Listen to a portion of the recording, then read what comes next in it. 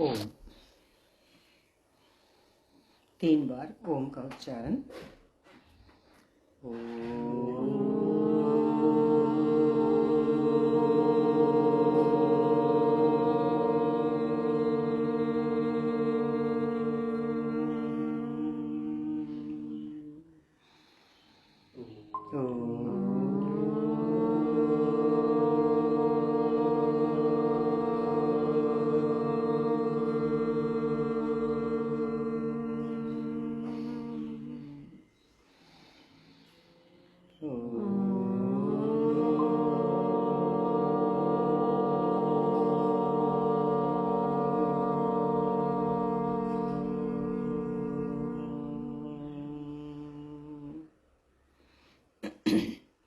गुरुर्ब्रह्मा गुरुर्विष्णु गुरुर्देवो महेश्वरा गुरुः साक्षात् परं ब्रह्म तस्मै श्री गुरुवे नमः।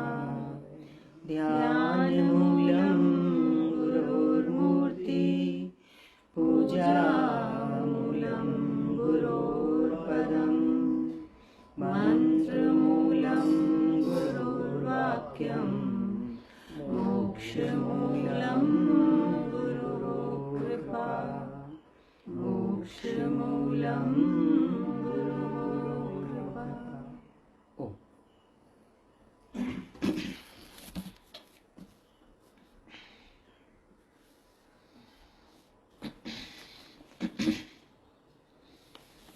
श्री रामचरितमानस में से हम लोग सुंदरकांड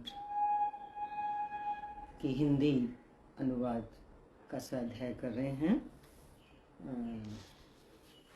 हम लोग पहुँचे थे पिछली बार जहाँ सीता जी के सामने हनुमान जी प्रकट हुए और हनुमान जी के प्रेम युक्त वचन सुनकर सीता जी के मन में विश्वास उत्पन्न हो गया।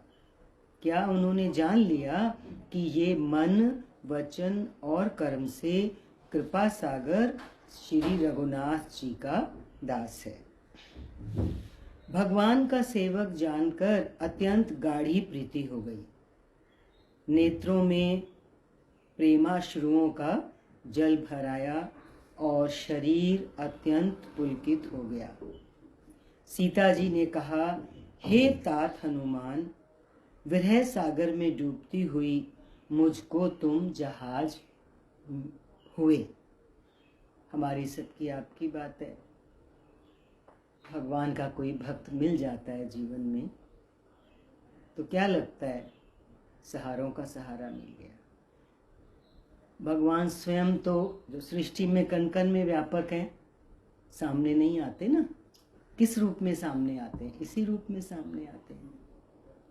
तो जब कोई इतनी शुद्ध विशुद्ध आत्मा का साक्षात्कार होता है, आमना सामना होता है, तो आंखें सजल हो जाती हैं और अंदर में एक हर्ष होता है। वो ऐसा हर्ष है जो हमें संसार में कभी नहीं मिला।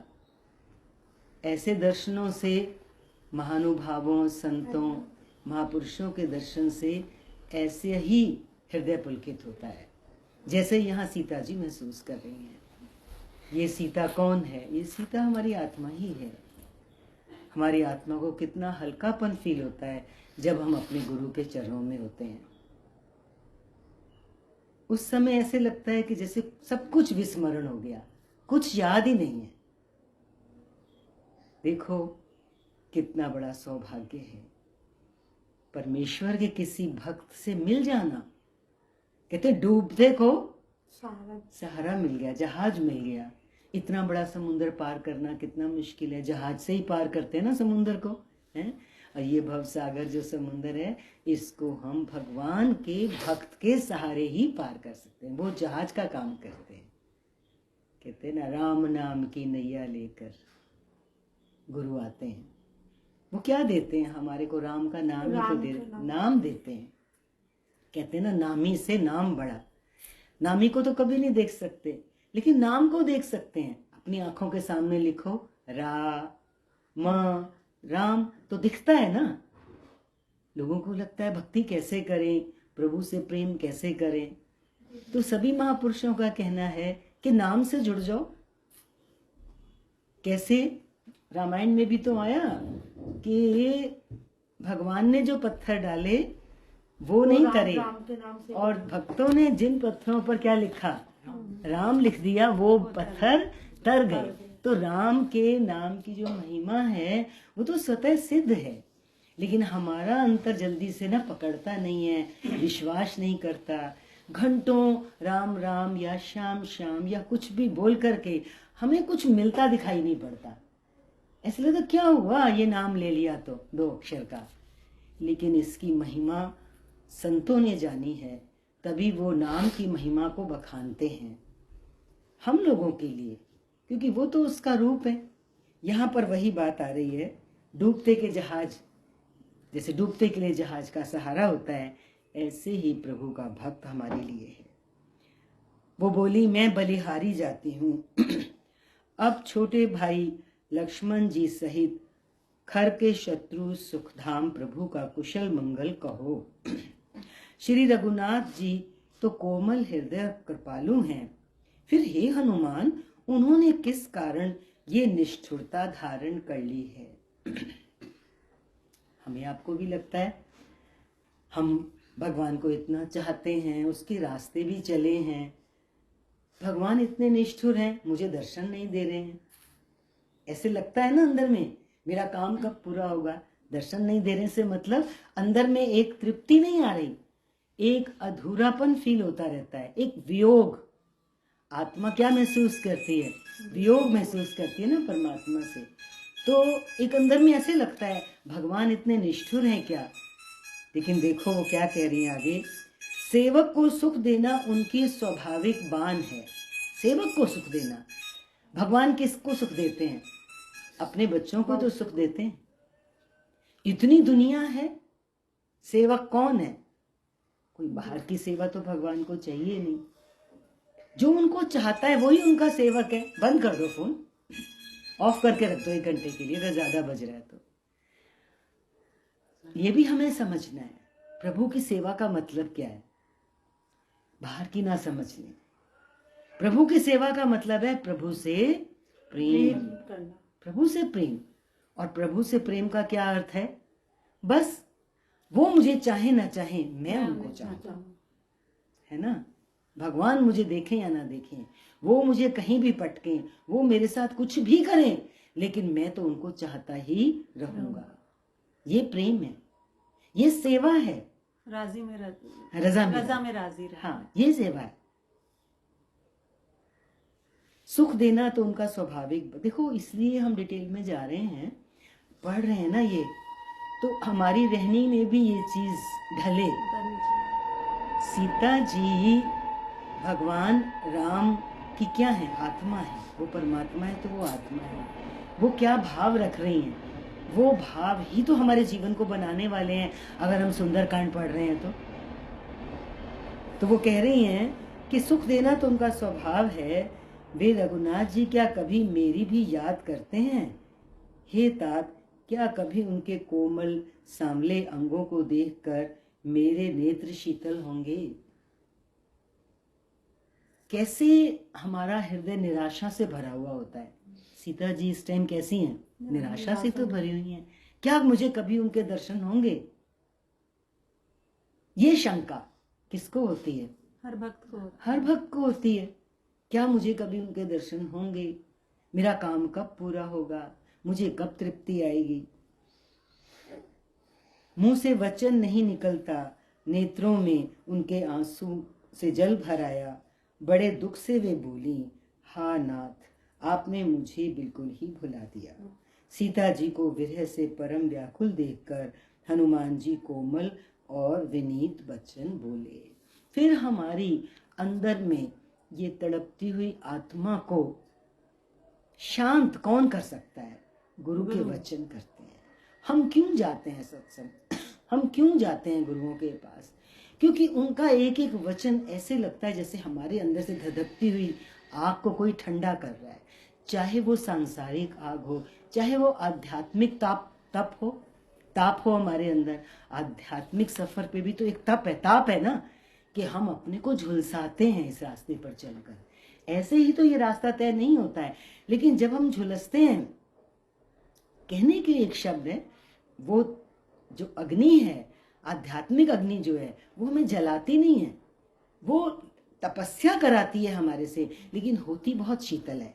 इसलिए शीतल बोल रहे हैं क्योंकि वो उस शीतल धाम तक हमको लेके जाने वाली है, जहां हमें पहुंचकर कुछ भी चाहने की इच्छा बाकी नहीं रहती। हे माता, फिर हनुमान जी बोले, हे माता, सुंदर कृपा के धाम, सुंदर कृपा के धाम। मैं बोल रही थी ना, हमें पकड़ना है कि इसको सुंदर कांड क्यों कह रहे हैं। यहाँ सुंदर शब्द आया है। सुंदर कृपा के धाम प्रभु भाई लक्ष्मण जी के सहित शरीर से कुशल है। ब्रैकेट में लिखा शरीर से कुशल है, परंतु आपके दुख से दुखी हैं। हमें भी भरोसा होना चाहिए।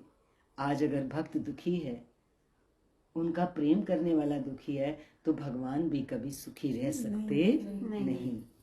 हे माता, मन में ग्लानि ना मानिए, मन छोटा करके दुख ना कीजिए। श्री रामचंद्र जी के हृदय में आपसे दुगना प्रेम है।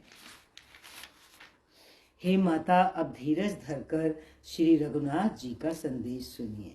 ऐसा कहकर हनुमान जी प्रेम से गदगद हो गए, उनके नेत्रों में जल भर आया।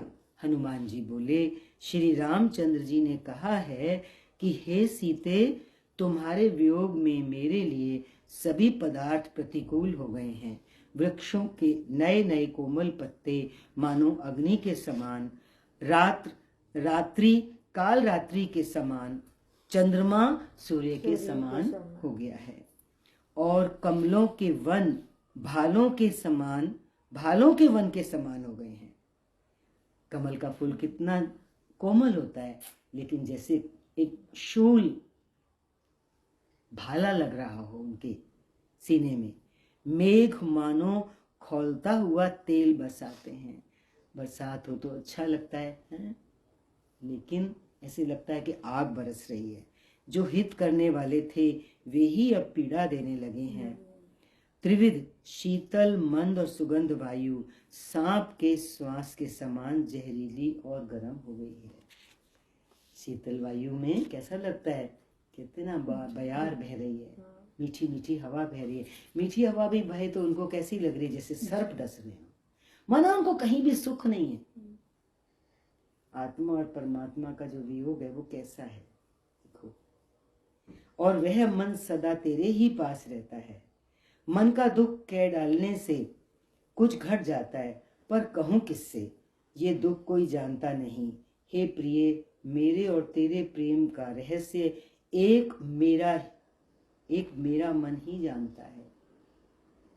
मेरे और तेरे प्रेम का रहस्य, भगवान और भक्त के प्रेम का रहस्य कोई तीसरा जान ही नहीं सकता सिवाय भगवान के। भगवान ही जानते हैं ये प्रेम कैसा है। और वह मन सदा तेरे ही पास रहता है। बस मेरे प्रेम का सार इतने में ही समझ ले। प्रभु का संदेश सुनते ही जानकी जी प्रेम में मगन हो गई। उन्हें शरीर की सुध न रही। हनुमान जी ने कहा, हे माता, हृदय में धैर्य धारण करो और सेवकों को सुख देने वाले श्री राम जी का स्मरण करो। श्री रघुनाथ जी की प्रभुता को हृदय में लाओ और मेरे वचन सुनकर कायरता छोड़ दो। राक्षसों के समूह पतंगों के समान और श्री रघुनाथ जी के बाण अग्नि के समान हैं। रघुनाथ जी के, राम जी के बाणों के सामने ये राक्षस कैसे हैं? पतंगों के जैसे हैं। क्या है राक्षस? आसुरी संपद है ना। जीव भी तो उसी में चलता है ना, तीनों गुणों में चलता है। आसुरी और दैवी संपद साथ साथ चलते हैं। लेकिन यदि हमने भगवान का सहारा लिया होगा तो हम तो अपनी आसुरी संपद पर जय ना भी पा सकें, लेकिन प्रभु में इतनी सामर्थ्य है कि हमारी वो इस विपदा को दूर एक सेकंड में कर सकते हैं। देर किस चीज की है? सिर्फ एक कृपा की, वो जो वियोग है आत्मा का परमात्मा से, वो जो दूरी है जिस दिन दूर हो जाती है परमात्मा नजदीक आ जाते हैं, तो आसुरी संपत्ति की कोई सत्ता बचती ही नहीं, ये कहना चाह रहे हैं। हे माता, हृदय में धैर्य धारण करो और राक्षसों को जला ही समझो। मतलब भक्त के लिए एक बहुत बड़ी प्रेरणा है ये, राक्षसों को जला ही समझो। हम सब भी तो उसी में से गुजर रहे हैं। हर समय हमें किस चीज की पीड़ा है, कोई पीड़ा, जो भी पीड़ा है तो वो किस चीज का रूप है। जैसे कोई राक्षस हमें घेरे हुए हो, हमारे ऊपर हमला कर रहा हो, वही तो हमारी आसुरी संपद है। लेकिन यदि हमने भगवान का रास्ता पकड़ा होगा तो हमें इस आसुरी संपद से डरने की जरूरत, इन राक्षसों से डरने की जरूरत बिल्कुल भी नहीं है, क्योंकि भक्त का काम कौन करेगा? भगवान करेंगे। श्री रामचंद्र जी ने यदि खबर पाई होती तो वो विलंब ना करते। हे जानकी जी, राम बाण रूपी सूर्य के उदय होने पर राक्षसों की सेना रूपी अंधकार कहाँ रह सकती है। हे माता, मैं आपको अभी यहाँ से लेवा जाऊं, पर श्री रामचंद्र जी की शपथ है, मुझे प्रभु की आज्ञा नहीं है, अतः हे माता कुछ दिन और धीरज धरो। श्री रामचंद्र जी वानरों सहित यहाँ आएंगे। ये तो सभी ने सुना ही होगा, ले जाने को तो वो भी ले जा सकते थे, पर वो क्या चाहते हैं कि जो काम भगवान को अपने हाथों से करना है वो स्वयं ही करें, और राक्षसों को मारकर आपको ले जाएंगे। नारद आदि ऋषि मुनि तीनों लोकों में उनका यश गावेंगे। सीता जी ने कहा, हे पुत्र, सब वानर तुम्हारे ही समान नन्हे नन्हे से होंगे, राक्षस तो बड़े बलवान योद्धा हैं। कभी कभी हमें भी ऐसे लगता है ना, कैसे होगा? गुरु मिलने के बावजूद भी हमारी जो परेशानियां होती हैं वो हमें कितनी बड़ी लगती हैं कि हमारा विश्वास भी डोल जाता है कई बार। क्या मैं इन विपदाओं से पार हो पाऊंगा? जैसे सीता जी ने नहीं कहा, तुम तो नन्हे से वानर हो, तुम्हारी वानर सेना भी सब ऐसे ही होंगे, मेरा काम कैसे होगा? ये राक्षस तो इतने बड़े बड़े हैं। हम अपने जीवन से इस चीज को टैली करें कि हमारी जिंदगी में जो परिस्थितियां आती हैं वो कोई कम राक्षसों से कम होती हैं, कितनी बड़ी होती है। चाहे कोई शरीर की बीमारी आ जाए, चाहे किसी शत्रु का सामना करना पड़ जाए, कोई भी अपोजिशन जिंदगी में जब आती है तो वो कितनी बड़ी लगती है। ये देखो कि होता नहीं अंदर में, हमें लगता है कि नहीं लगता, ये चीज कैसे टलेगी, इससे कैसे पार पाएंगे। माना जब हमारे अंदर क्यों और कैसे आता है तो उसी समय हमारा जो भरोसा है वो हिल जाता है। किसके ऊपर? प्रभु के ऊपर। अतः मेरे हृदय में बड़ा भारी संदेह होता है। देखो, ये संदेह ही तो रुकावट है भगवान के रास्ते। भगवान का रास्ता तो बहुत सरल है, ये मुश्किल क्यों हो जाता है? ये रास्ता लंबा क्यों हो जाता है? क्योंकि हमारे अंदर संदेह आ जाता है। संदेह कैसा? जब परेशानियां आती हैं तो क्या लगता है, मुझे ही करना है, मैं नहीं करूंगा तो कैसे होगा? बोलो। फिर हमारे अंदर कर्तापन आ जाता है। जैसे ही कर्तापन आता है तो भगवान बैठ जाते हैं। सत्संग और गुरु जो हमें मिलते हैं वो इसी बात के लिए मिलते हैं कि हमारा अंदर में दृढ़ निश्चय हो जाए। क्या दृढ़ निश्चय हो जाए? कि वो है ही है, और वो जो है उसके समान कोई दूसरा नहीं है। ये सब विपत्तियां, परेशानियां, उलझने जो जीवन में आती हैं, जो समस्याएं आती हैं, वो तो कुछ भी नहीं है यदि हम उस चीज को पहचान सकें। किसको? उस शक्ति को, परम शक्ति को। अतः मेरे हृदय में बड़ा भारी संदेह होता है कि तुम जैसे बंदर राक्षसों को कैसे जीतेंगे। ये सुनकर हनुमान जी ने अपना शरीर प्रकट किया। हनुमान जी ने अपना शरीर प्रकट किया। हनुमान जी तो भक्त हैं? उन्होंने अपना शरीर प्रकट किया, मीन्स उन्होंने अपनी वास्तविकता दिखाई कि मैं इतना नन्हा सा नहीं हूं। ये कौन है? हमारे गुरु ही तो हैं। जिस दिन हमारा विश्वास अपने गुरु पर हो जाता है, और देखो वो भी हमारे करने से नहीं होता है, जब कृपा राम की होती है, प्रभु की कृपा होती है, तो निश्चल विश्वास भी तभी होता है। वरना कितने अनगिनत लोग गुरुओं के पास जाते हैं, लेकिन अंदर का निश्चय और अंदर का विश्वास बहुत कम लोगों को होता है। यह भी देखना है हमको, क्या हम वहां हैं? इतना निश्चय हमारा है कि मेरा गुरु, मेरा धनी साईं है, वो बैठा है, वो सब कुछ करता है, उसमें ऐसी भी चीजें आ सकती हैं जब हमें बहुत सी चीजें ना होती हुई नजर आएंगी, हमें विपरीत होती हुई नजर आएंगी। तब क्या होगा? तब फिर हमारा भरोसा डोलता है। वही तो घड़ी होती है, वही तो परिस्थितियां होती हैं जिसमें हमें अपने आप को पक्का करना है। उन्होंने शरीर प्रकट किया। सोने के पर्वत सुमेरु के आकार का अत्यंत विशाल शरीर था, जो युद्ध में शत्रुओं के हृदय में भय उत्पन्न करने वाला अत्यंत बलवान और वीर था। उसे देखकर सीता जी के मन में विश्वास हुआ। हनुमान जी ने फिर छोटा रूप धारण कर लिया। हे माता सुनो, वानरों में बहुत बल बुद्धि नहीं होती, परंतु प्रभु के प्रताप से बहुत छोटा सर्प भी गरुड़ को खा सकता है। अत्यंत निर्बल भी महान बलवान को मार सकता है। गुरु की महिमा, वो कितना छोटा भी क्यों ना मैं हो। वही कह रही हूँ कि जैसे गुरु, हम लोग सोचते हैं कि तो हम शरीर मतलब हमारे जैसे ही हैं, हाँ। हम वो समझ लेते हैं, पर उनके ऊपर परमात्मा की इतनी कृपा होती है, तभी वो हम जैसे इतने लोगों का उद्धार कर पाते हैं। ये बात है, अत्यंत निर्बल भी महान बलवान को मार सकता है।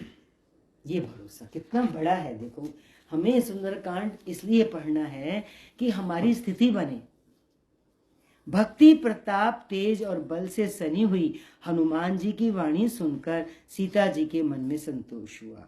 उन्होंने श्री राम जी के प्रिय जानकर हनुमान जी को आशीर्वाद दिया कि हे तात, तुम बल और शील के निधान होवो।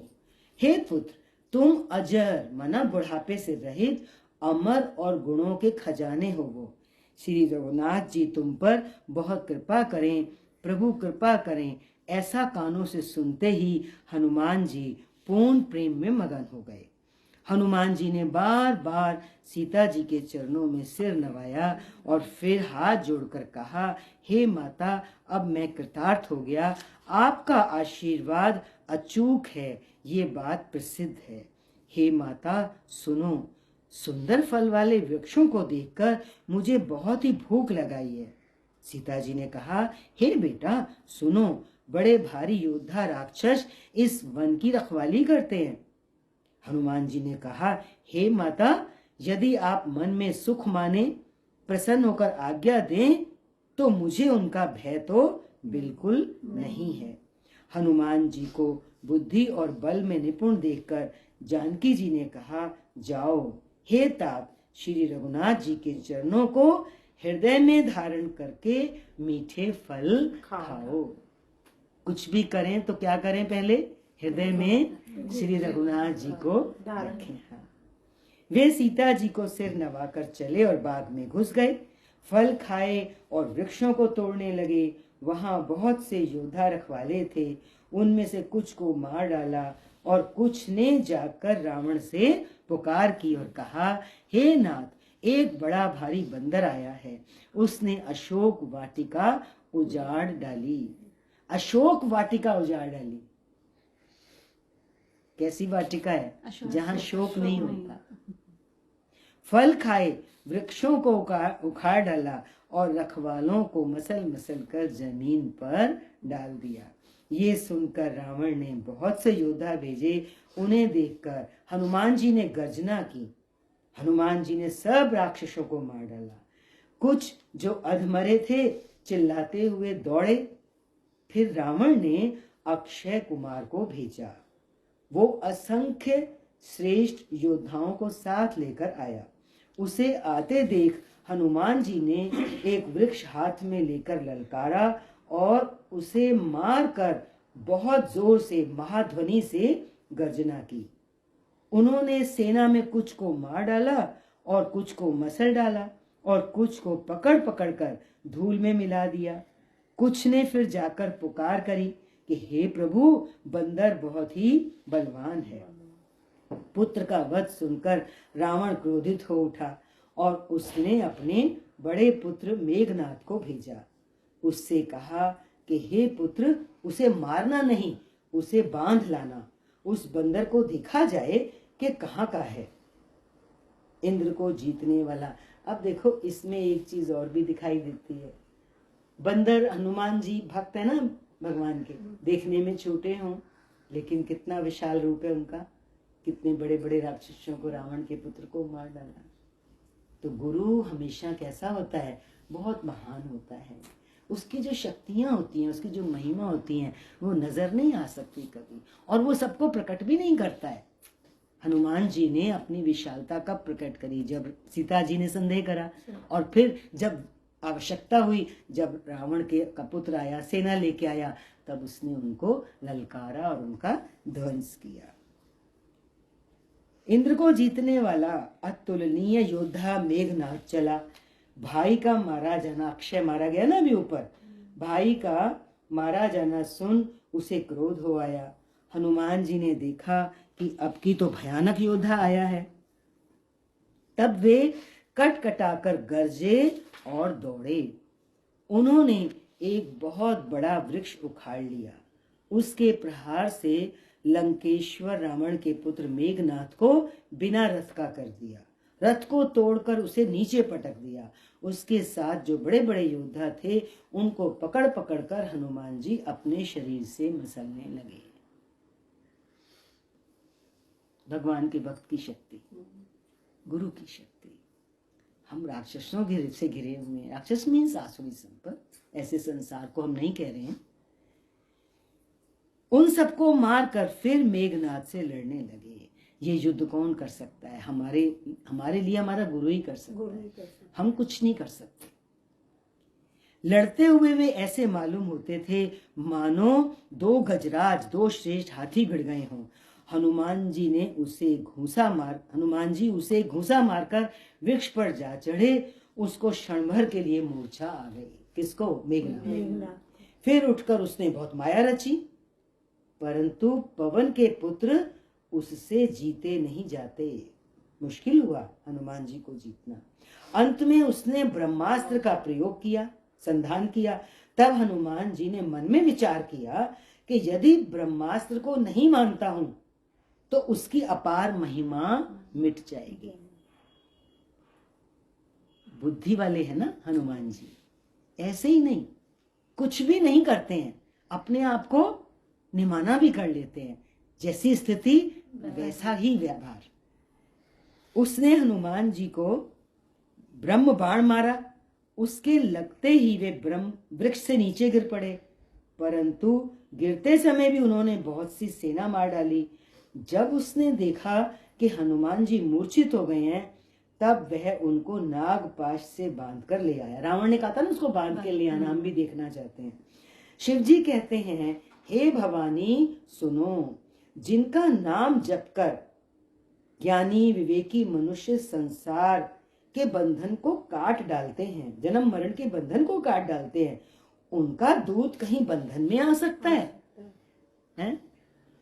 एक नाम की इतनी महिमा है कि राम नाम का जप करो तो तुम्हारा जन्म मरण का बंधन कट जाता है। तो उनका भक्त कभी बंधन में आ सकता है, किंतु प्रभु के कार्य के लिए हनुमान जी ने स्वयं अपने को बंदी बनाया। हनुमान जी कितनी महिमा है, आप देखो। बंदर का बांधा जाना सुनकर राक्षस दौड़े और कौतुक के लिए, तमाशा देखने के लिए सब सभा में आए। हनुमान जी ने जाकर रावण की सभा देखी। उसकी अत्यंत प्रभुता कुछ कही नहीं जाती। बहुत ऐश्वर्य था ना रावण का। देवता और दिक्पाल हाथ जोड़े बड़ी नम्रता के साथ भयभीत हुए।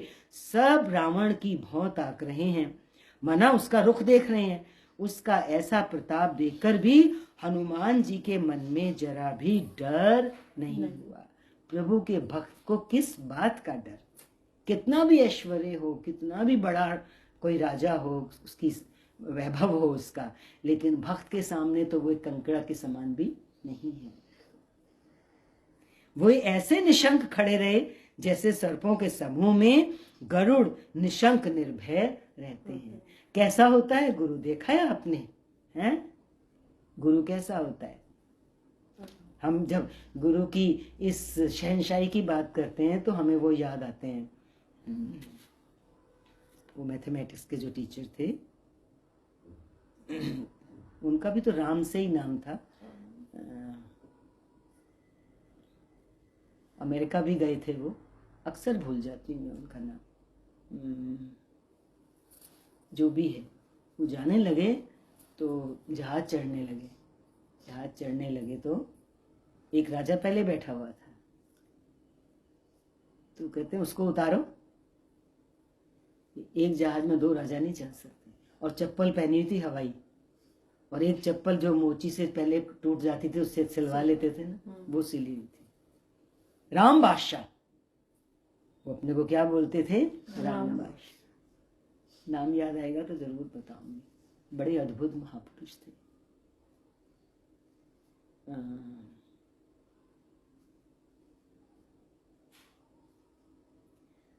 प्रोफेसर थे, तनख्वाह मिलती थी तो लाइन में शहर के लोग आ जाते थे लगने, सबको बांट देते थे। घर पहुंचते तो पत्नी, पुत्र थे उनके 2, पैसे मांगती। अच्छा तेरे को जरूरत है पैसों की, तू लाइन में नहीं आई। नाम जरूर याद करूंगी उनका। इतना सा एक टीन पे लिखा हुआ प्रोवर्ब भी हमारी छत पे पड़ा रहता था काफी दिन तक। तुम किसी का उद्धार करने वाले कौन होते हो? तुम्हारा उद्धार हो चुका है।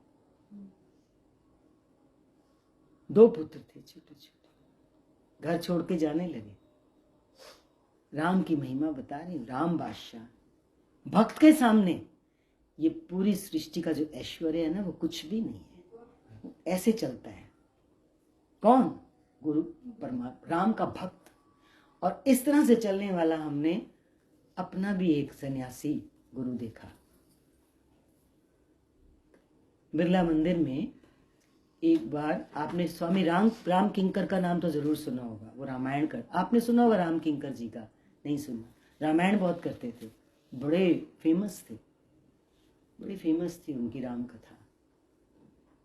तो एक बार हमें भी मौका में, हम वहां गए तो हमने, रामानंद नाम है उनका, ये वाले नहीं, ये दूसरे जो अभी तो नेपाल में कहीं जंगल में अपना आश्रम बनाया। हमारे आश्रम में प्रोफेसर थे, वो वेद पढ़ाया करते थे, रामानंद जी।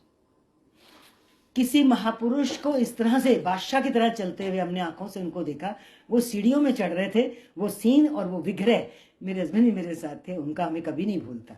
ऐसे उनके दोनों हाथ और ऐसे सीढ़ियों में चढ़ रहे थे।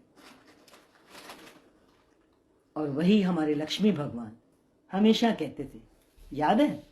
ये हम क्यों दोहरा रहे हैं आपके सामने? बादशाही, संत की बादशाही नहीं जान सकते हम। जिसने सब फेंका, सारी सृष्टि उसके चरणों में आ जाती है। लक्ष्मी भगवान कहते थे, पूरी सृष्टि मेरी चीज में।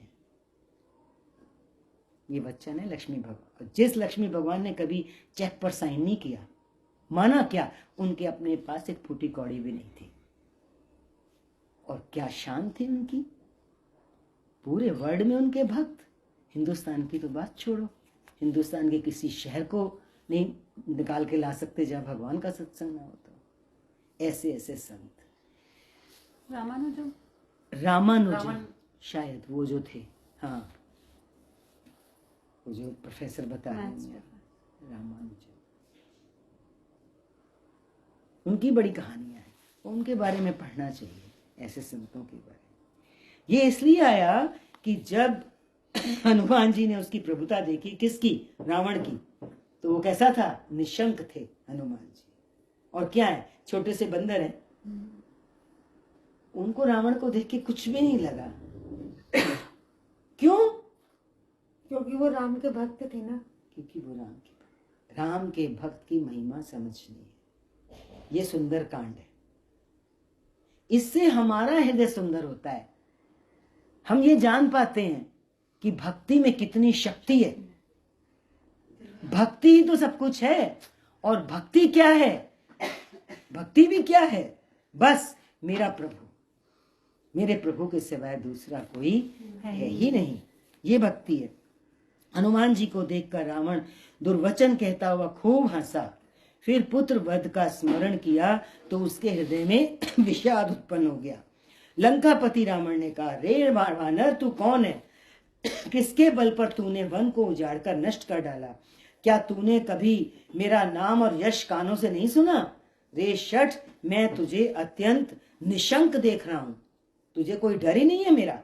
तूने किस अपराध से राक्षसों को मारा? रे मूर्ख, बता, क्या तुझे प्राण जाने का भय नहीं है? हनुमान जी ने कहा, हे रावण, सुन, जिनका बल पाकर माया संपूर्ण ब्रह्मांडों के समूहों की रचना करती है, जिनके बल से हे दशशीष ब्रह्मा विष्णु महेश क्रमशः सृष्टि का सृजन पालन और संहार करते हैं, जिनके बल से सहस्त्र मुख फणों वाले शेष जी पर्वत और वन सहित समस्त ब्रह्मांड को सिर पर धारण करते हैं, जो देवताओं की रक्षा के लिए नाना प्रकार की देह धारण करते हैं, और जो तुम्हारे जैसे मूर्खों को शिक्षा देने वाले हैं, जिन्होंने शिव जी के कठोर धनुष को तोड़ डाला और उसी के साथ राजाओं के समूह का गर्व चूर्ण कर दिया, जिन्होंने खर दूषण त्रिश्रा और बाली को मार डाला, जो सबके सब अतुलनीय बलवान थे, जिनके लेश मात्र बल से तुमने समस्त चराचर जगत को जीत लिया। किसने जीता? रावण ने। किसके बल से? हनुमान जी बता रहे हैं, जिनके लेश मात्र बल से। रावण में बल किसका है? संसार में भी हम देखते ना कितने पावरफुल लोग होते हैं, चाहे धन का की पावर हो, चाहे पद की पावर हो, चाहे किसी चीज की पावर हो, लेकिन वो पावर है किसकी? मनुष्य भूल जाता है। यही तो याद रखना है, यही वो याद दिला रहे हनुमान जी उसको, कि जिनके लेश मात्र बल से तूने चराचर जगत को जीत लिया, मैं तो उनका भक्त हूं, और जिनकी प्रिय पत्नी को तू चोरी से यहां पर लेके आया, मैं उन्हीं का दूत हूं। भक्त होने में कितनी महानता है, कितनी महिमा है। उनका दूत हूं मैं। कहते हैं ना कि भगवान से भी बड़ा कौन है? भगवान का भक्त है। कितनी शक्ति है उनके अंदर, देखो। मैं तुम्हारी प्रभुता को खूब जानता हूं। सहस्त्रबाहु से तुम्हारी लड़ाई हुई थी और बाली से युद्ध करके तुमने यश को प्राप्त किया। ये सहस्त्रबाहु की लड़ाई का मुझे अच्छे से नहीं याद आ रहा, वो इसको हरा करके कितने 6 महीने तक बगल में दबा के घूमता रहा रावण को। रावण ने हंसकर बात डाल दी, क्योंकि वहां पर उसकी अपनी वो हो रही थी ना कि भाई मैंने युद्ध किया और मैं जीत ना सका, है ना। उसने हंसा और बात को टाल दिया। हे राक्षसों के स्वामी, मुझे भूख लगी थी इसलिए मैंने फल खाए और वानर स्वभाव के कारण वृक्ष तोड़े। हे निशाचरों के मालिक, देह तो सबको परम प्रिय है। गलत मार्ग पर चलने वाले राक्षस जब मुझे मारने लगे, तब जिन्होंने मुझे मारा उनको मैंने भी मारा। उस पर तुम्हारे पुत्र ने मुझे बांध लिया, किंतु मुझे अपने बांधे जाने की कुछ भी लज्जा नहीं है। मैं तो अपने प्रभु का कार्य किया चाहता हूं। मुझे अपने बंधे जाने की लज्जा नहीं है। ये क्या चीज है? जब भक्त अपने भगवान का कार्य करता है तो फिर उसको किसी मान अपमान यश अपयश की परवाह नहीं रहती, क्योंकि ऐसा तो होगा। प्रभु का कार्य करने चलोगे तो कुछ ना कुछ ऐसी चीजें आएंगी जिनको सामना करने में इस लक्षण की जरूरत होगी, जो हनुमान जी का यहाँ पे हमें देखने को मिल रहा है। उनको बांध भी दिया है, उनका अपमान भी हुआ। बांधा जाना कम अपना अपमान है क्या? क्योंकि मैं तो अपने प्रभु का कार्य किया चाहता हूं, मुझे कोई लज्जा नहीं है। हे रावण, कहने का मतलब यह है कि प्रभु के रास्ते चलो तो कभी रास्ते में रुको नहीं। कुछ चीजें ऐसी आ सकती हैं, परेशानियां तो आती हैं। परेशानियों के अलावा दूसरी बात आ रही है। यहाँ पे क्या है? यहाँ पे उनका अपमान हुआ है ना, लेकिन वो बिल्कुल भी लज्जा महसूस नहीं। ये तैयारी है भक्त के हृदय की। वो देखता भी नहीं है क्या हो रहा है, जो हो रहा है वो हो रहा है, वो प्रभु के हुक्म से हो रहा है, उसको होने दो। बल्कि जो होता है उसको उल्टा होने दो। तैयारी, इसलिए इसको सुंदरकांड का नाम दिया है। इससे हमारा हृदय सुंदर होता है। वरना तो आप देखो, छोटी सी बात को लेके इंसान कितना दुखी हो जाता है, उसमें अटक जाता है। ऐसा क्यों हुआ? ऐसा नहीं होना चाहिए था, मैं तो अच्छे रास्ते चल रहा था, मैंने तो उसका भला करना चाहा था। मन में ये 1000 बातें आएंगी। ये सुनने देखने में छोटी छोटी लगेंगी, लेकिन जब इस मार्ग पे चलते हैं ना हम सरफे कफन बांध के, तब यही बातें बहुत बड़ी होती हैं। और इन्हीं को तो क्रॉस करना होता है। जो इनको क्रॉस कर गया वही तो भक्त है, वरना किस बात की भक्ति। हे रावण, मैं हाथ जोड़कर तुमसे विनती करता हूं, तुम अभिमान छोड़कर मेरी सीख सुनो। तुम अपने पवित्र कुल का विचार करके देखो और भ्रम को छोड़कर भक्त भयहारी भगवान को भजो। भगवान कैसे हैं? जो भक्त के भय को हरते हैं, जो देवता, राक्षस और समस्त चराचर को खा जाता है। वो काल भी जिनके डर से अत्यंत डरता है, उनसे कदापि वैर ना करो और मेरे कहने से जानकी जी को दे दो। ये पानी देना अंजू। खर के शत्रु श्री रघुनाथ जी शरणागतों के रक्षक और दया के समुंदर हैं।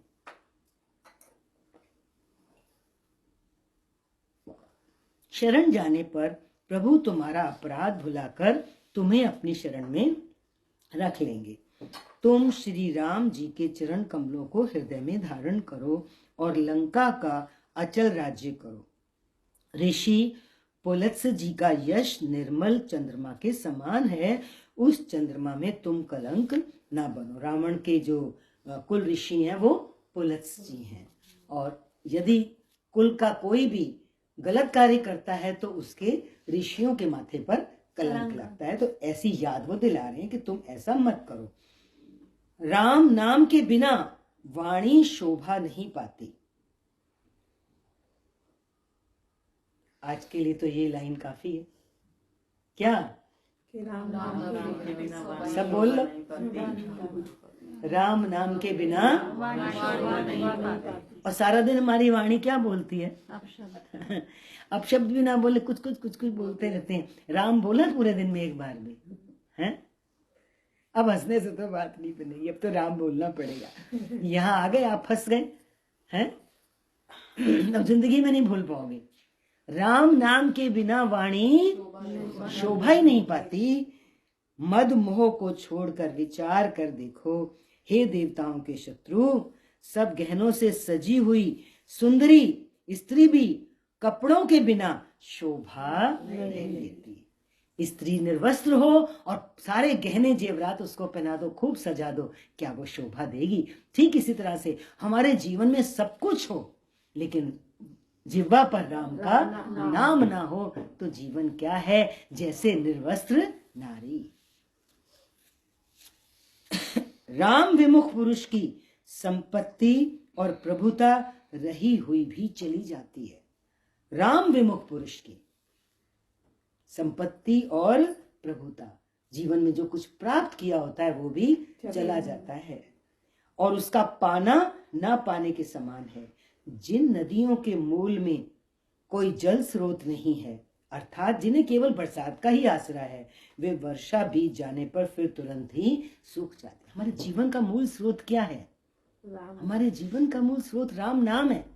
हमारे पास कितनी भी प्रभुता हो, कितना भी संपत्ति क्यों ना हो, वो तो वैसे ही हुई जैसे किसी नदी का अपना मूल स्रोत ना हो, वर्षा के पानी से बहती हो, तो जब वर्षा नहीं होगी तो वो सूख जाएगी। ऐसे ही हमारा जीवन, राम नाम तो मूल है ना हमारे लिए।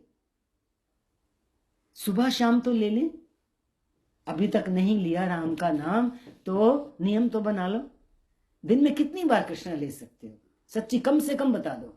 कम से कम 25-20 बार, 20-25 बार तो ले ले। अब लोग ना 24 घंटे होते हैं, 1 घंटे में एक बार जरूर लेना है। रात के 8 घंटे का इकट्ठा लेके सो जाना। सुबह 15 बजे तो मैं सुबह जाती दूध लेने, वहाँ सेवा करती दुकान पे। हाँ तो 15-20 मिनट सेरे हो जाता मेरा। हाँ सुबह सब करते, सब लड़के सब आंटी राम राम, आंटी राम राम, राम राम हाँ, सब बोलते हैं।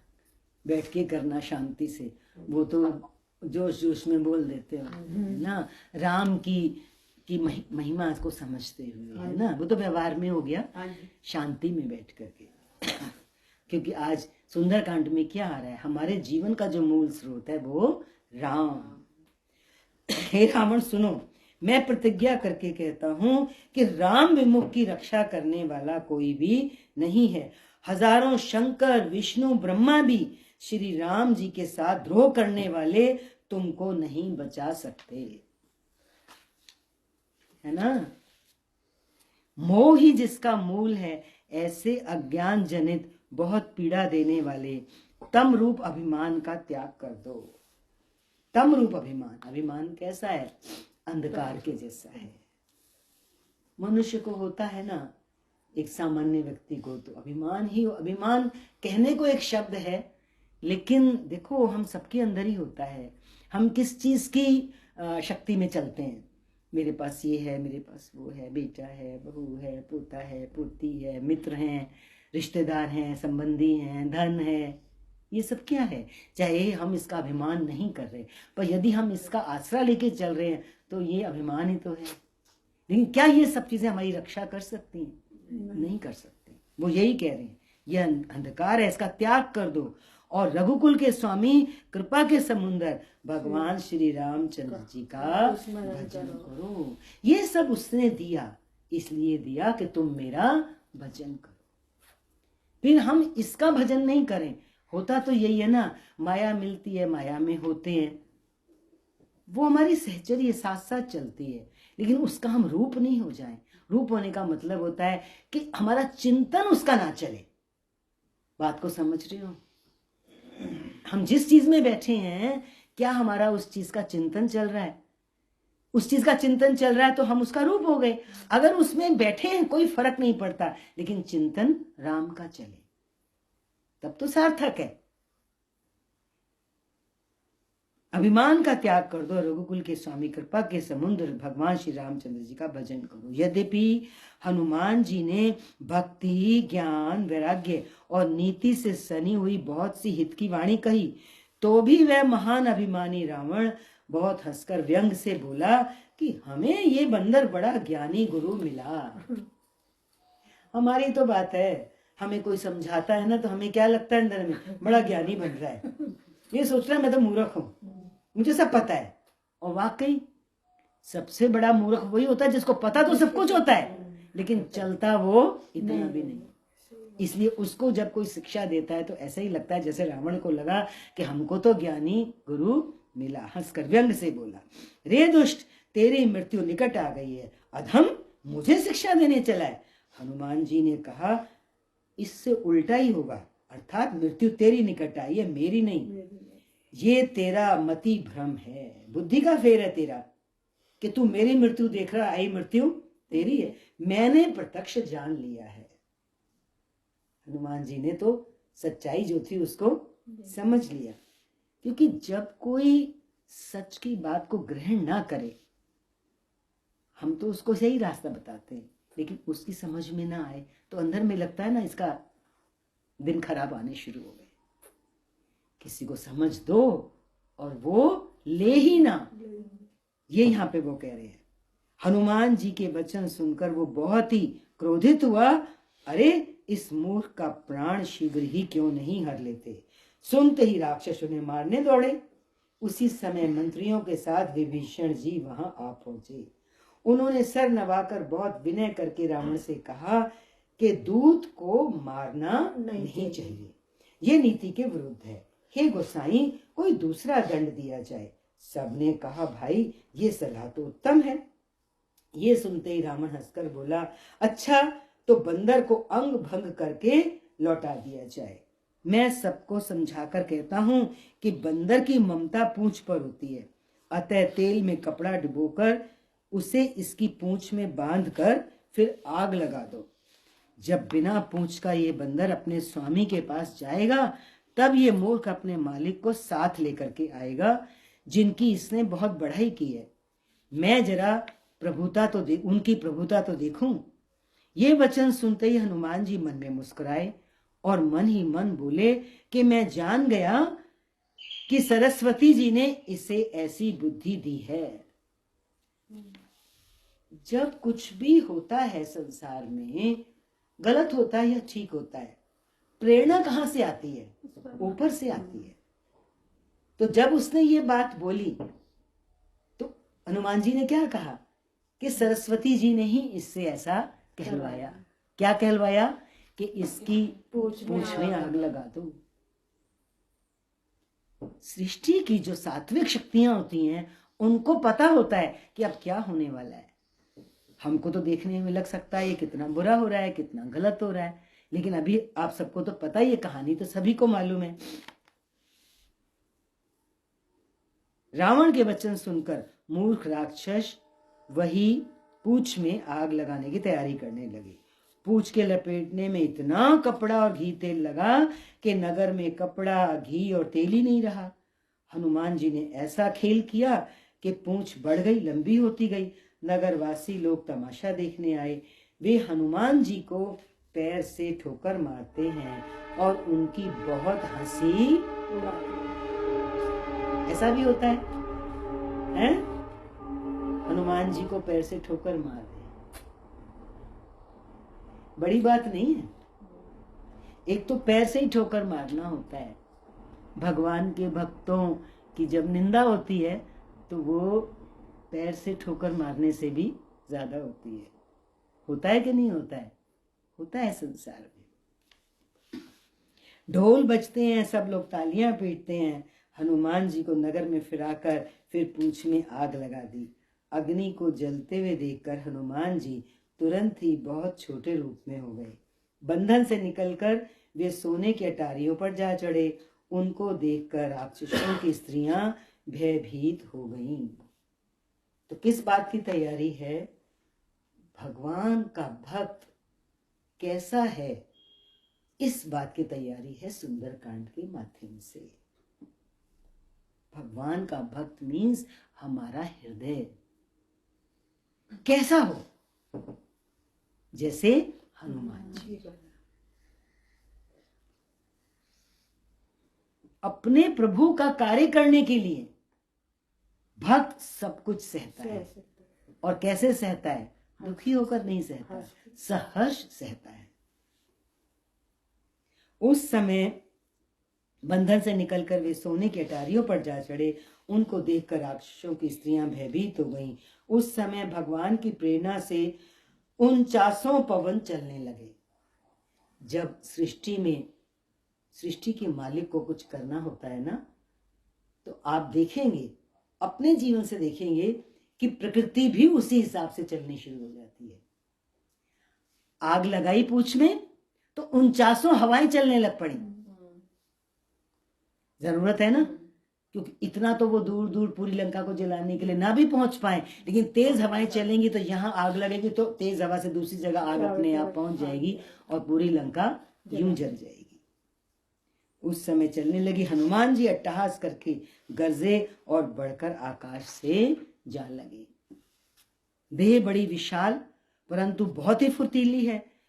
वे दौड़कर एक महल से दूसरे महल पर चढ़ जाते हैं। नगर जल रहा है, लोग बेहाल हो रहे हैं। आग की करोड़ों भयंकर लपटें झपट रही हैं। हाय बप्पा, हाय मैया, इस अवसर पर हमें कौन बचाएगा? चारों ओर से यही पुकार सुनाई पड़ रही है। हमने तो पहले ही कहा था, ये वानर नहीं है, वानर का रूप धरे कोई देवता है। समय आने पर ही पता लगता है ना गुरु की जो महिमा होती है, गुरु के जो भक्त होते हैं। साधु के अपमान का ये फल है कि नगर अनाथ के नगर की तरह जल रहा है। साधु का अपमान, मान ना कर सकें तो हम अपमान भी नहीं करें। हनुमान जी ने एक ही क्षण में सारा नगर जला डाला। एक विभीषण का घर नहीं जलाया। शिव जी कहते हैं, हे पार्वती, जिन्होंने अग्नि को बनाया, हनुमान जी उन्हीं के दूत हैं। इसी कारण वे अग्नि से नहीं जले। अग्नि को किसने बनाया? प्रभु की सारी क्रिएशन है। इसलिए क्योंकि जो भक्त है वो भगवान की किसी भी चीज से उसी तत्व से बाकी हानि हो रही है, लेकिन भगवान के भक्त की हानि नहीं हो रही। उसी अग्नि से हनुमान जी नहीं जले। ये देखो, उनके पूंछ में आग लगी हुई है। ये समझने की बात है। हमने अभी तक तो ऐसे ही सुना होगा, पूंछ में आग लगी और पूंछ की आग से सारी लंका भी जल गई, हनुमान जी को कुछ नहीं हुआ। पर ये समझा हमने, वो हम ही हैं। यदि हमने सच्चे हृदय से प्रभु को धारण किया होगा, भक्त हृदय होगा अगर हमारा, तो हमारा सब कुछ जलता नजर आएगा चारों तरफ, लेकिन भगवान भक्त को जलने नहीं देते। ताप संताप हर चीज से बचा लेते हैं।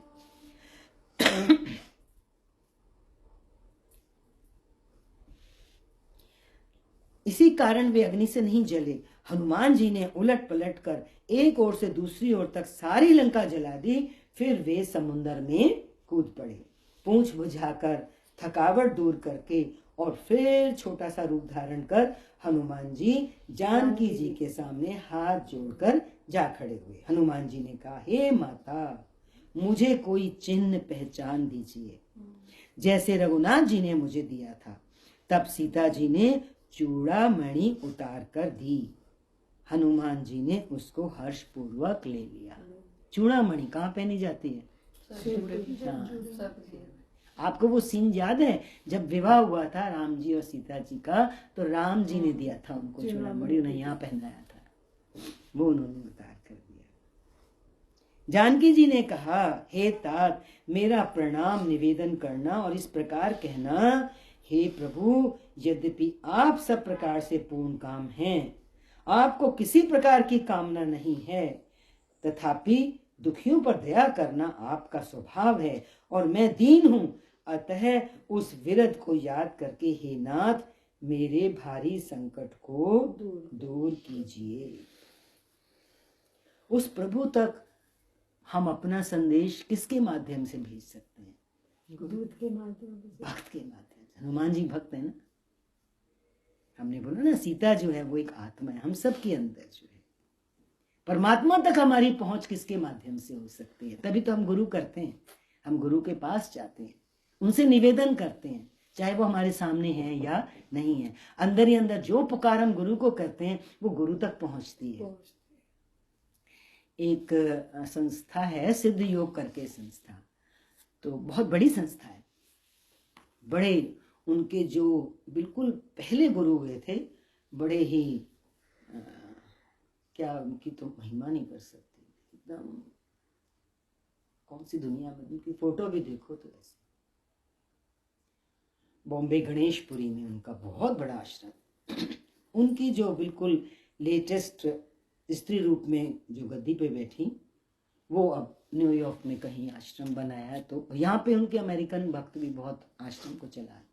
तो वो अपने भक्तों को एक बात कह के गई, जब भक्तों ने कहा कि आप तो वहां जा रहे हैं, तो उन्होंने कहा, देखो तुम्हें जब भी अपने कोई मन की बात कहनी हो ना, तुम खुले में आना, चांद को देखना, और जो बात मुझसे कहना चाहते हो वो कहना, तुम्हारी बात मुझ तक पहुंच जाएगी। हमको बड़ा अटपटा भी लग सकता है, लेकिन ये गुरु के मुख की कही हुई बात है। ये संतों महापुरुषों की कितनी गहराई में शक्तियां होती हैं, ये हम नहीं समझ सकते। तभी कहते हैं कि गुरु हो या ना हो शरीर से, हम कुछ भी गुरु को बोलते हैं वो गुरु तक पहुंचता है। गुरु स्वप्न में आकर भी हमारे बात का आंसर देता है। इतनी इतनी महिमा है गुरु की। वाह, यहां तक तो सीता जी ने ये प्रार्थना करी, हे तात, इंद्रपुत्र जयंत की कथा सुनाना और प्रभु को उनके बाण का प्रताप स्मरण कराना। यदि महीने भर में नाथ ना आए तो फिर मुझे जीती। एक महीने का समय दिया उन्होंने। हे हनुमान, कहो मैं किस प्रकार प्राण रखूं? हे तात, तुम भी अब जाने को कह रहे हो। तुमको देखकर छाती ठंडी हुई थी, फिर मुझे वही दिन और वही रात। गुरु को भी तो जाना ही होता है। बड़े महाराज जी का जब शरीर गया, कैसे आंसुओं में डूबे हुए थे भक्त सारे, और कितनी बड़ी घटना थी। हल्की होती है, हर किसी के गुरु की होती है, हर किसी भक्त को लगता है। ऐसे लगता था कैसे जिएंगे, कैसे चलेंगे। ऐसे ही राम सीता जी को लग रहा है, हनुमान जी जब जा रहे हैं। फिर वही दिन और वही रात। हनुमान जी ने जानकी जी को समझाकर बहुत प्रकार से धीरज दिया और उनके चरण कमलों में सिर नवाकर श्री राम जी के पास गमन किया। चलते समय उन्होंने महाध्वनि से भारी गर्जन किया, जिसे सुनकर राक्षसों की स्त्रियों के गर्भ गिरने लगे। समुद्र लांघकर वे इस पार आए और उन्होंने वानरों को किलकिला शब्द हर्ष ध्वनि सुनाया। हनुमान जी को देखकर सब हर्षित हो गए और तब वानरों ने अपना नया जन्म समझा। हनुमान जी का मुख प्रसन्न है और शरीर में तेज विराजमान है, जिससे उन्होंने समझ लिया कि ये श्री रामचंद्र जी का काम पूरा करके आए हैं। सब हनुमान जी से मिले, बहुत ही सुखी हुए, जैसे तड़पती हुई मछली को जल मिल गया हो। इंतजार कर रहे थे ना, कब तड़प रहे थे, होता है, जब तक काम नहीं होता तो तड़फन भी होती है। सब हर्षित होकर नए नए वृतांत पूछने लगे। पूछते और कहते हुए श्री रघुनाथ जी के पास चले। तब सब लोग मधुवन के भीतर आए और अंगद की सम्मति से सबने मधुर फल खाए। जब रखवाले बरजने लगे तब घूंसों की मारते ही सब रखवाले भाग छूटे। उन सबने जाकर पुकारा कि युवराज अंगद वन उजाड़ रहे हैं। यह सुनकर सुग्रीव हर्षित हुए कि वानर प्रभु का कार्य कराएं। वानर वन उजाड़ रहे हैं मतलब फल खा रहे हैं तोड़ के, तो मतलब कोई खुशखबरी है, इससे ये मतलब है। यदि सीता जी की खबर ना पाई होती तो क्या वे मधुवन के फल खा सकते थे? नहीं खा सकते। इस प्रकार राजा सुग्रीव मन में विचार कर ही रहे थे कि समाज सहित वानर आ गए। सबने आकर सुग्रीव के चरणों में सर नवाया। कपिराज सुग्रीव सभी से बड़े प्रेम के साथ मिले। उन्होंने कुशल पूछी। तब वानरों ने उत्तर दिया, आपके चरणों के दर्शन से सब कुशल है। श्री राम जी की कृपा से विशेष कार्य हुआ, मीन्स कार्य में विशेष सफलता हुई है। हे नाथ, हनुमान ने ही सब कार्य किया और सब वानरों के प्राण बचा लिए। ये सुनकर सब वानरों के प्राण बचा लिए मीन्स अगर हनुमान जी काम ना करके आए होते तो सबका जीवन कैसा होता? मृत जीवन होता, जी थोड़ी सकते थे उसके बाद। श्री राम जी ने जब वानरों को कार्य किए हुए आते देखा तब उनके मन में विशेष हर्ष हुआ। दोनों भाई स्फटिक शिला पर बैठे थे। सब वानर जाकर उनके चरणों पर गिर पड़े। दया की राशि श्री रघुनाथ जी सबसे प्रेम सहित गले लगकर मिले और कुशल पूछी। वानरों ने कहा, हे नाथ, आपके चरण कमलों के दर्शन पाने से अब सब कुशल है। जामवान ने कहा, हे रघुनाथ जी सुनिए। हे नाथ, जिस पर आप दया करते हैं उसे सदा कल्याण और निरंतर कुशल है। देवता, मनुष्य और मुनि सभी उस पर प्रसन्न रहते हैं। वही विजय है, वही विनयी है और वही गुणों का समुद्र बन जाता है। उसी का सुंदर यश तीनों लोकों में प्रकाशित होता है। प्रभु की कृपा से सब कार्य हुआ। आज हमारा जन्म सफल हो गया। हे नाथ, पवन पुत्र हनुमान ने जो करनी की उसका 1000 मुखों से भी वर्णन नहीं किया जा सकता। तब जामवान ने हनुमान जी के सुंदर कार्य की श्री रघुनाथ जी को कथा सुनाई। वे सब सुनने पर कृपा निधि श्री रामचंद्र जी के मन को बहुत ही अच्छे लगे। उन्होंने हर्षित होकर हनुमान जी को फिर हृदय से लगा लिया और कहा, हे तात, कहो सीता किस प्रकार रहती है, अपने प्राणों की रक्षा करती है। हनुमान जी ने कहा, आपका नाम रात दिन पहरा देने वाला है। आपका ध्यान ही किवाड़ है। नेत्रों को अपने चरणों में लगाए रहती हैं, यही ताला लगा है। फिर प्राण जाएं तो किस मार्ग से जाएं? मां सीता तो प्राण छोड़ना चाहती हैं, पर किस मार्ग से निकले उनके प्राण? सब तरफ से जैसे ताला लगा। चलते समय उन्होंने मुझे चूड़ामणि उतार कर दी। श्री रघुनाथ जी ने उसे लेकर हृदय से लगा लिया। हनुमान जी ने फिर कहा, हे नाथ, दोनों नेत्र में जल भरकर जानकी जी ने मुझसे कुछ वचन कहे। छोटे भाई समेत प्रभु के चरण पकड़ना। सीता जी ने क्या वचन कहे? दोनों के चरण पकड़ना और कहना कि आप दीन बंधु हैं, शरणागत के दुखों को हरने वाले हैं और मैं मन, वचन और कर्म से आपके चरणों की अनुरागिणी हूं। फिर आपने मुझे किस अपराध से त्यागा है? जीव को क्या लगता है, मुझे भगवान ने क्यों त्यागा, मेरा क्या अपराध है ना? दोहे तक आ जाते हैं। हाँ, एक दोष मैं अवश्य अपना मानती हूं कि आपका वियोग होते ही मेरे प्राण नहीं चले गए। किंतु हे नाथ, ये तो नेत्रों का अपराध है जो प्राणों के निकलने में हठपूर्वक बाधा। नेत्र तो दर्शन चाहते हैं ना, इसलिए निकलने नहीं देते प्राणों को। मनुष्य भी कैसे जीता है? जीता है बस। विरह अग्नि है, शरीर रुई है और श्वास पवन है। इस प्रकार अग्नि और पवन का संयोग होने से यह शरीर क्षण मात्र में जल सकता है, परंतु नेत्र अपने हित के लिए दर्शन करना चाहते हैं ना, प्रभु का स्वरूप देखकर सुखी होने के लिए ये आंसू बरसाते हैं, जिससे विरह की आग से भी देह जलने नहीं पाती। भक्त की यही तो हालत होती है। वो जीता है सिर्फ। सीता जी जैसे सिर्फ जी रही है। किस आशा में? मुझे प्रभु के दर्शन। निमिष निमिष करुणा निधि जाहि कलप समबीत, बेग चले प्रभु आनिए भुजबल खल दल जीत। हे करुणा निधान, उनका एक एक पल कल के समान बीतता है। कौन बोल रहे हैं? हनुमान जी, सीता जी के लिए उनका एक एक पल कल्प के समान बीतता है। अतः हे प्रभु, तुरंत चलिए और अपनी भुजाओं के बल से दुष्टों के दल को जीतकर सीता जी को ले आइए। हैं? सीता जी को लाना है। हरिओम। आज के लिए काफी हो गया, समय छोड़ने को मन ना।